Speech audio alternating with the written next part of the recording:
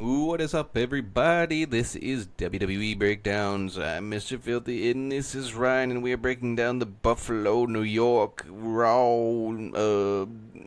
August 18th, 2026 edition. I forgot what day it was. Or, I lied, it's the 17th, but dude, you don't So, care dude, because you're yeah, watching this at least on the 18th, so. yeah, you're definitely watching this on YouTube. This Raw was, it was good. There was a lot of good matches, even though they were tournament matches for a match we know that Roman's gonna And there win. was like But almost that's no good. promos this fucking Raw, which is a very rare occurrence.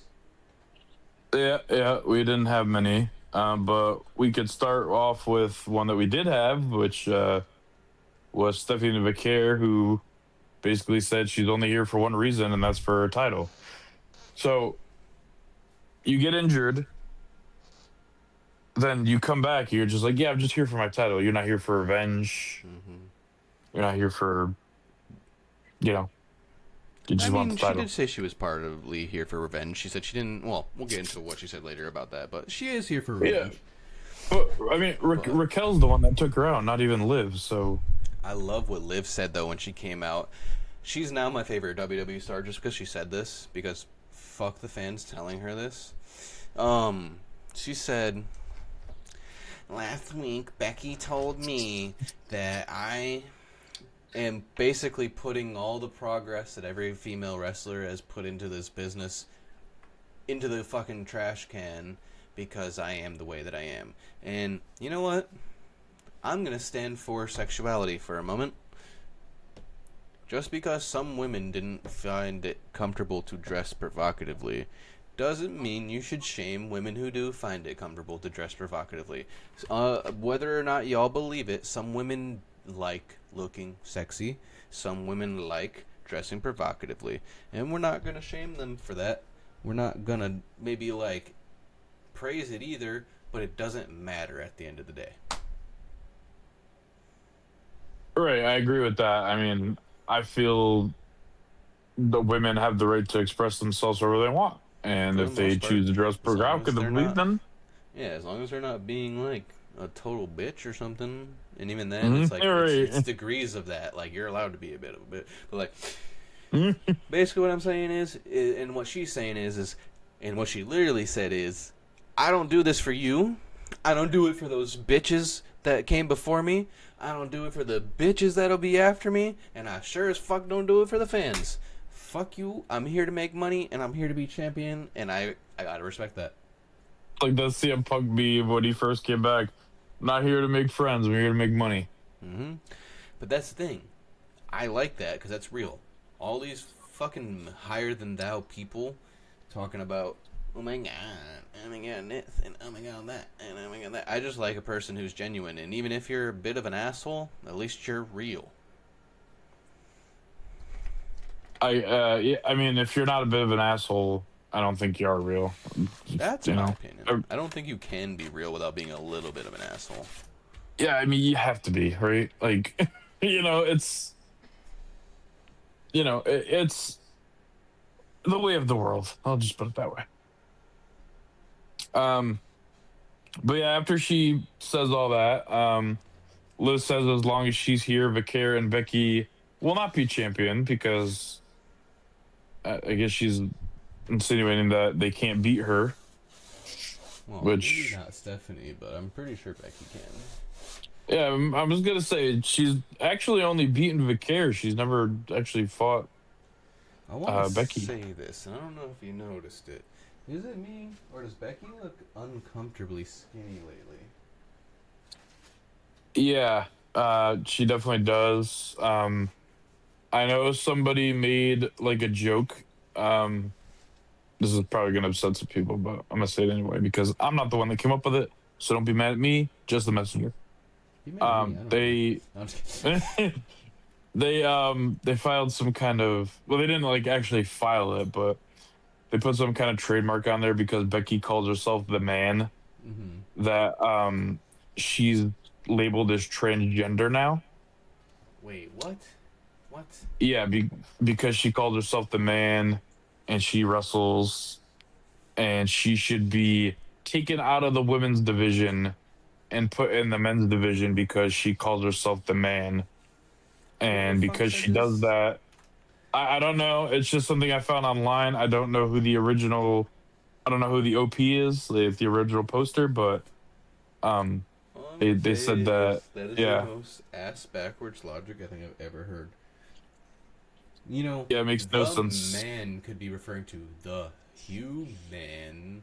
Doesn't have to be a gender based thing. Not saying that's not the original intention. Maybe it is, but either Right. way, it's just something stupid to like even bring up. Like, why the fuck are y'all even mad that she's saying that? I know she did Oh, try they're to do the also, whole like John Cena fight thing once, but like she let that go. yeah, they were also saying that she wears the pants relationship and Seth wears the Hey, panties. just because Seth Rollins is a cuck does not make her transgender. What he But does in yeah, that chair is his business. this is the internet, so He this is probably what lets Xavier Woods crack after that video. uh like the happy birthday pictures that were posted for Page today, and two of them were from a more than suggestive video. Let's just say that. Wait, Paige was out here dressing half naked for her birthday.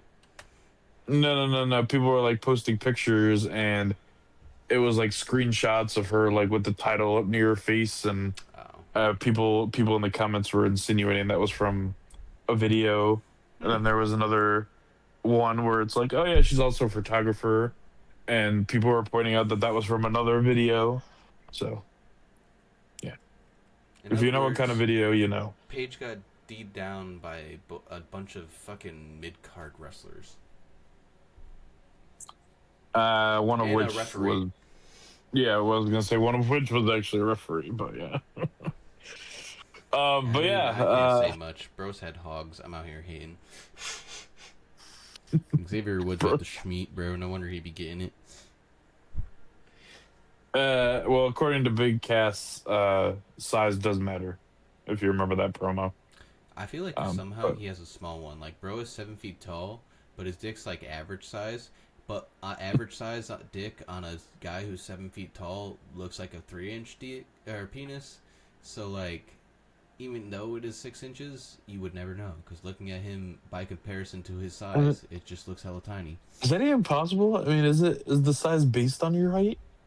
I don't think it is.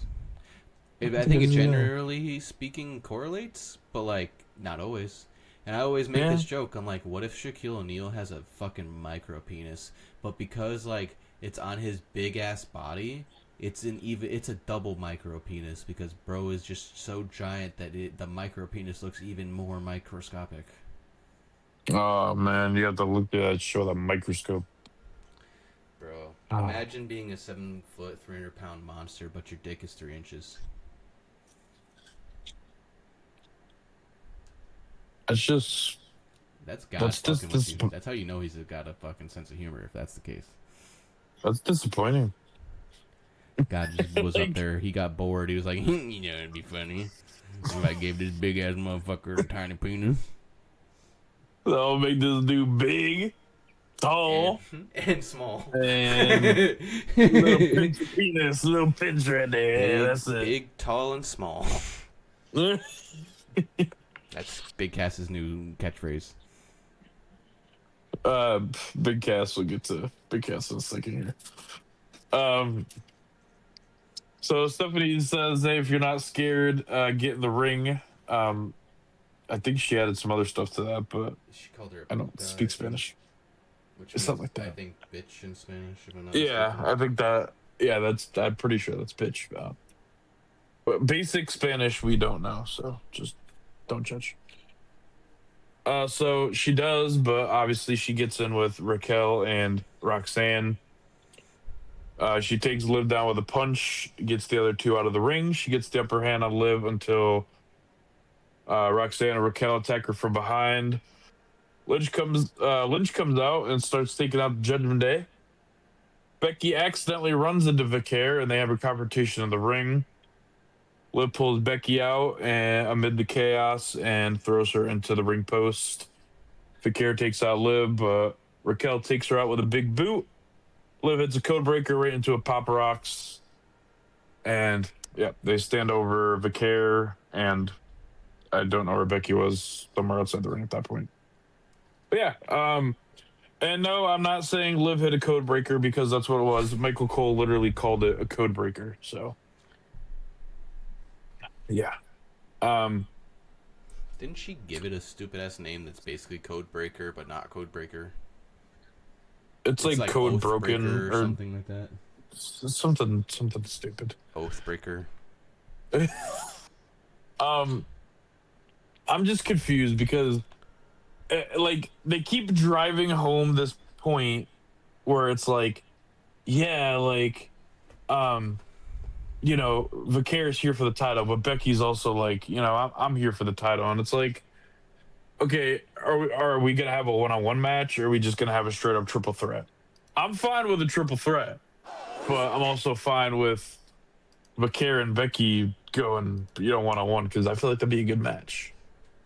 But they're Sunday night's main event is 2 weeks away, and they haven't done anything with it.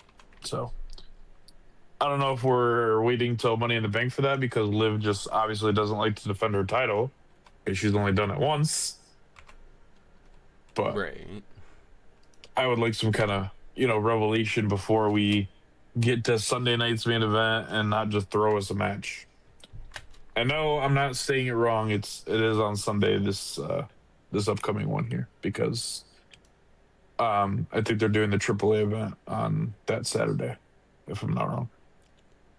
Potentially. But anyway, the Usos call out Solo from a locker room into the hallway, and they're mocking him with the pew pews and the machine guns and the God, they're being so fucking annoying. Uh, they see LA Knight on their way to the next locker room, though, and Solo's looking at Knight while Jim has the door open, and he's like, "Yo, the Tribal Chief's waiting for us. We gotta go, but we'll soon figure out the Tribal Chief's not even there yet." So that's a lie. Looking at you, Jay, dick. Anyway, Javon Evans versus JD McDonough. Cannot talk. According to Michael Cole, during the break, Dominic Mysterio was complaining that he wasn't in the tournament. And that somehow prompted Evans to come out and call out Big Cass, and then somehow this match started. Michael Cole wasn't too clear on what happened during the commercial break. Yeah, I was thinking that too. This whole match felt like very impromptu, I was but like, without so the what, prompt. Evans? Right, Evans came out to call out Big Cass. Big Cass didn't come out, and he's like, "Hey, don't interrupt us." And then like a match, like, okay, I've liked to see it if you were gonna do all that. It seems very, very weird to just leave off TV. But anyway, Javon Evans is shoved into the opening match once again, and I'm not really sure how to feel about it. I feel like he's a mid carder. I know he said a while ago, like like last week, that if he is the youngest world champion, like if he beats Randy Orton's record, he's gonna bring back the big gold. And I don't really think that's up to him. Yeah, he said he's gonna revitalize. I seen that, and I But was like talking shit to people in the comments. I'm like, if anyone's gonna do it, it's definitely not gonna be fucking Javon Evans. yeah, I don't see Javon Evans breaking the record. I don't know how old Obafemi is, but I think he'd be a strong candidate. But I think he's already over 24. But he'd probably be. I mean, I don't know why this man isn't getting the title match. I know he gave it up, but he said the title was always going to be there. I thought, okay, he's going to deal with Brock Lesnar. Then the next night he's going to come out and he's going to call out Rome, and that's not even close to what we got. And I'm still trying to wrap my head around why he didn't go for the title at SummerSlam like he was supposed to, and just leave Brock Lesnar for another time. Right. Well, I mean, I know why. They wanted him to, retire or whatever. But he retired on Logan Paul's podcast. He didn't retire in the ring. So it's just whatever. Anyway, um, Evans wins off of OG Cutter, of course, and then Big Cass attacks him from behind and hits East River Crossing. Javon Evans has a death wish because he gets on the mic and says, "Hey, is that all you got?" So he comes back down, but Evans is ready. He hits him with a right hand and then hits a suicide dive. And then Dominic Mysterio pushes him into the ring post as they run off. Then Cass whips him into many, many barricades and then hits a big boot in the ring. And yeah, that was the story of Javon Evans. Yeah, bro definitely made his nights worse than it needed to be. He could have just took that East River Crossing and just, okay, I got bested again. He attacked me from behind. But no. I mean, hey, I don't know. Maybe if Dom wasn't out there, maybe it could have gone a different way. Right. Doubt it, but maybe. Yeah, he did get a little bit of offense in there. Next up was Ray Phoenix. I'm gonna pronounce his name wrong. Sorry to It's a guy from AAA that nobody cares about except for like dudes from Texas, I guess, maybe. El Fiscal, I believe it is. They were in the World Championship #1 Contenders Tournament. Hey, bro, it's bad enough I learned the Psycho Clown guy and Dominic Mysterio, you know. Ray Phoenix won off a Mexican Muscle Buster. I feel like I know where they're going with this. It's going to come down to Ray Phoenix and Penta. Because we didn't get the Lucha Bros, so we might as well get them against one another. I don't know if they were actually called the Lucha Bros. I didn't watch AEW. I still don't. Also, did they cut this Raw short, like 30 minutes to an hour? This shit felt extremely fast. It did, but they usually give it like to like a 10:30 runtime, so it was technically normal length, but then we have our first blooper of the episode. We hear that Stephanie will be taking on Raquel next week. But then later on in the show, when they show the promos for next week, it says Stephanie Vaquer is going to be fighting Roxanne. So I don't know which one it is. I'm going to go with Roxanne, but could be wrong. But yeah, she said that in a backstage interview. Becky walks up and Vaquer says, "I didn't ask for your help," and says, "Stay out of my way before you become my next problem." And Becky says, "As long as you're going for that title, I won't just be your next problem." Becky fucking over here spitting bars, laying it down. Saying, listen, I'm going to be your problem until you decide not to go for that title. And I'm not just going to be your next problem. I'm going to be the problem. So the man is going to be the problem because simple words are nice. Right. Soruka versus Lyra Valkyria was up next. Lyra cut a promo where her depressed person character gimmick thing said that she was going to hurt Soruka because apparently Lyra wants the title back. But Lyra's...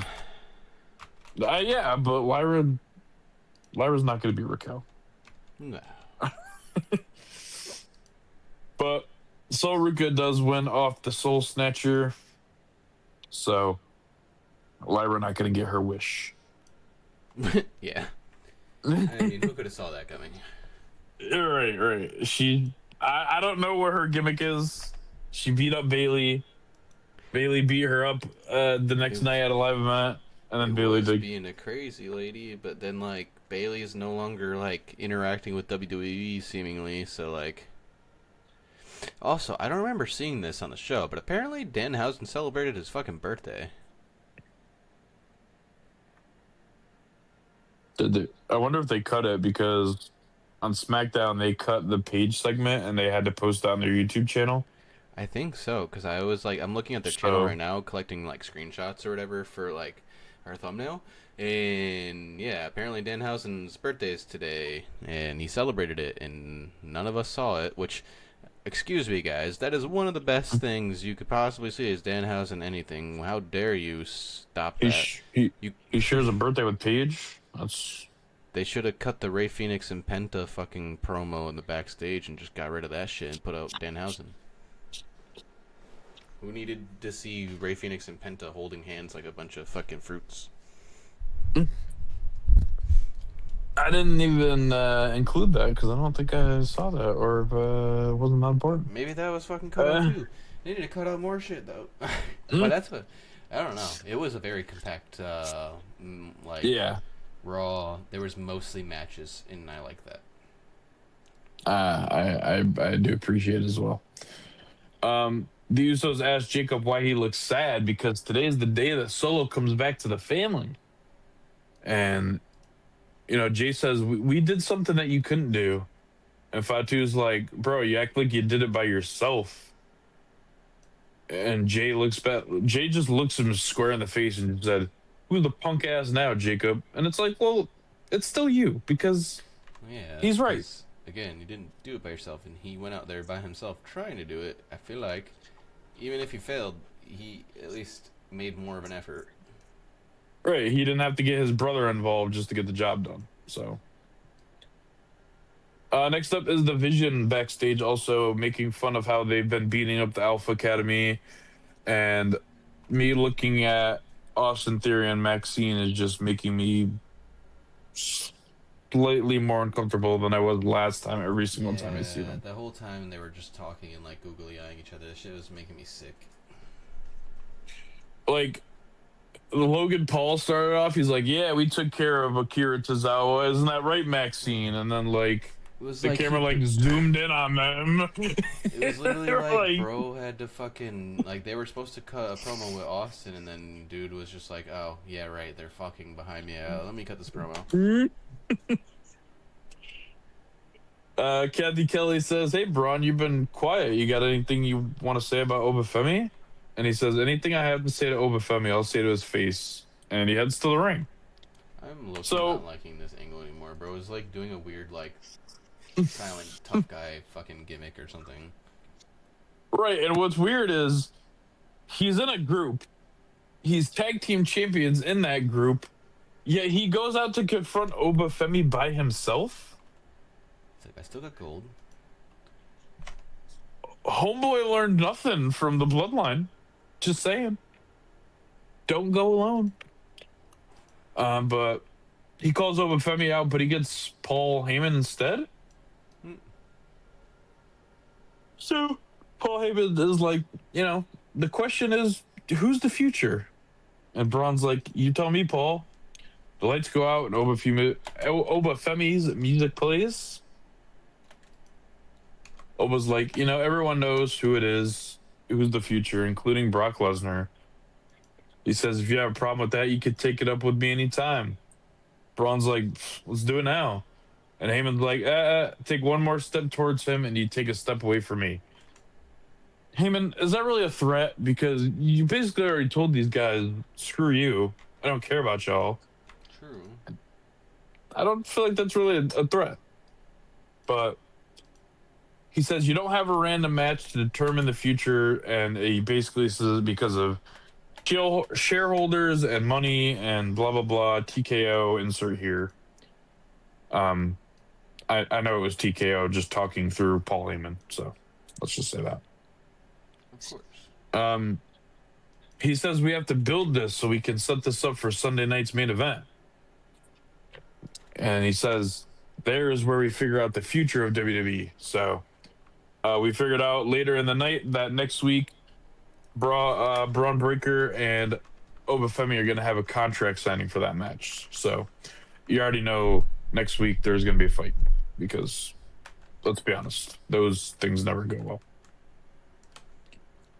I mean, am I wrong? Like, Dean Ambrose knew it when he signed the contract with Roman and Seth. He said, we already know how this is going to go. Put the table in the corner, got some chair. He already knew what was going to happen. Nah, it'll be perfectly peaceful like it always is. Right. Peaceful is getting Batista bombed through a table if you're Triple H. But Dragon Lee versus Dr. Wagner Jr. This was another number one contender tournament match, and Dragon Lee wins off Operation Dragon. So it seems to me that they're just kind of weeding out the AAA guys, where they're just kind of bringing out guys that we're already familiar with, that are like on the roster already. I will Like say think about one it, thing Penta. that during the speaking of the like a whole ass tournament, that little cutscene there, not cutscene, that little snippet they showed of fucking insane clown or clown crazy dude, whatever the fuck his stupid name is. Oh, Psycho Uh, Clown. yeah, that guy. He ripped his face off during the match, which was cool. Yeah, yeah. He rips his mask off and it reveals like a bloodier mask. But yeah, It was kind of fucking well, cool. so next week on Raw, I believe we're getting La Parka versus Penta, and it's gonna be Ray Phoenix and Dragon Lee. So, um, like I said, besides La Parka, I mean everybody else is basically on the main roster. And I don't really see Dragon Lee going over Ray Phoenix. And like I said, I think they're kind of trying to push the two brothers, Penta, Ray Phoenix against each other. So Yeah. it'll be interesting to see who comes out on top of that match. I'm gonna say it's gonna be Penta, but I could be wrong. So anyway, in my opinion, the main event, which was also the best match of the night, well, in my opinion, it was the main event. In my opinion, it was the best match of the night. Fair enough. Opinion, yeah. No Chad opinions Gable, allowed. Ramus, right? I mean, I'm allowed to.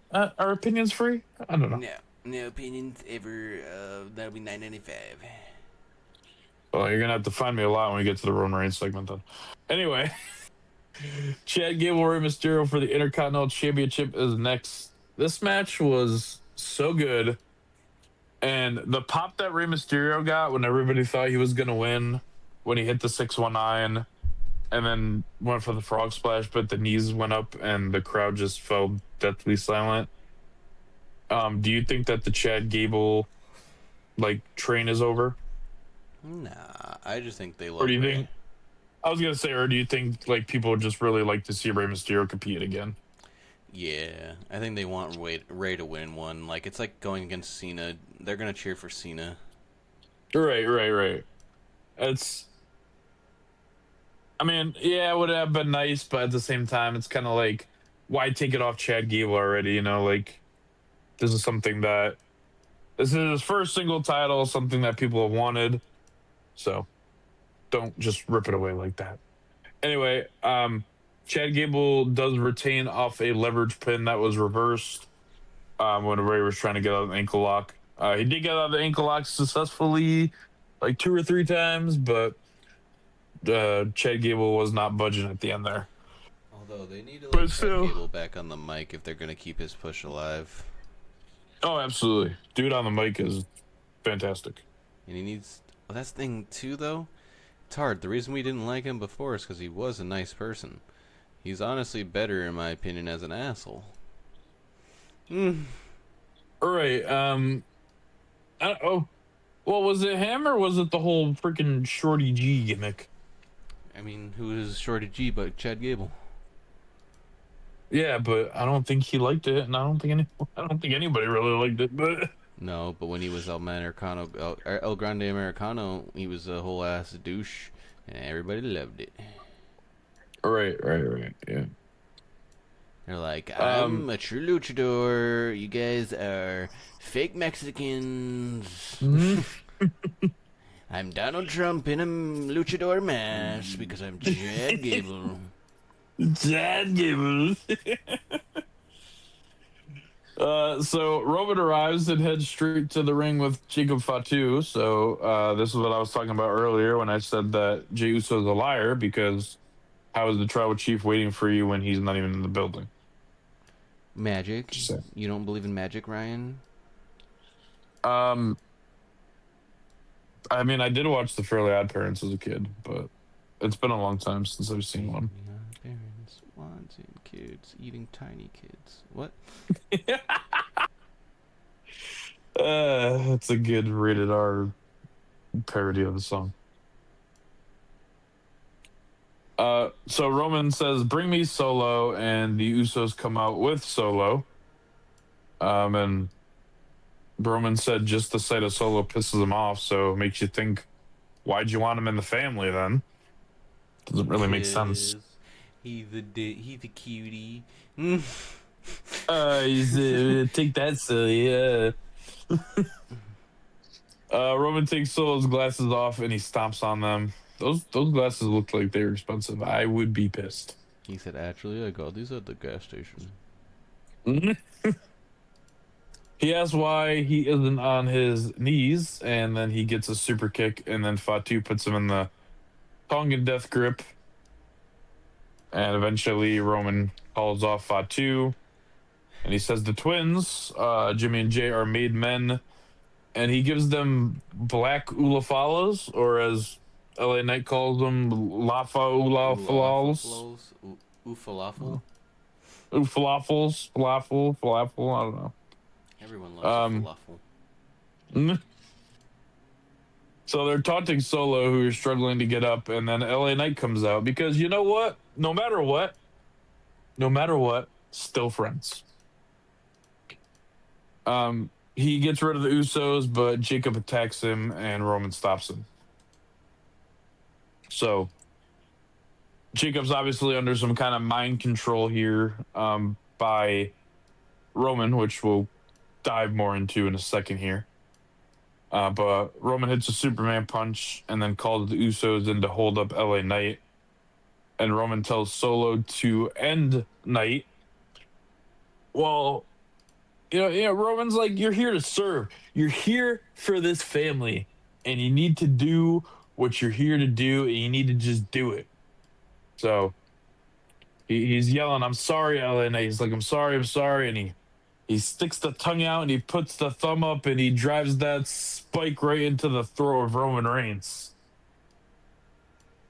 And, oh man, at this point, I was the most excited person. Well, I don't know. Maybe there's people out there that hate Roman more than I do. But I was very excited.